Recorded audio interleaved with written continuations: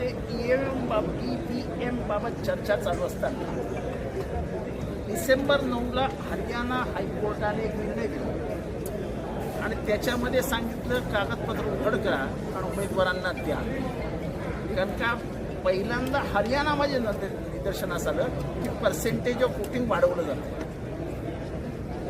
Under rule 93 (2) of 1961, conduct of election rules 1961, याच्या अंतर्गत तुम्हाला सगळ्या कागदाचं व्हेरिफिकेशन करण्याची परमिशन ही तुम्हाला कायद्यान्वये दिली आणि त्याच्या आधारावरती हायकोर्टाने डिसिजन दिला की तुम्ही ओपन करा आणि द्या त्यांना.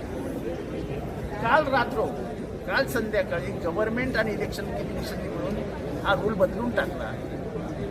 त्यांनी सांगितलं सगळी कागदपत्र उघड करता येणार नाही, काही मर्यादित प्रमाणात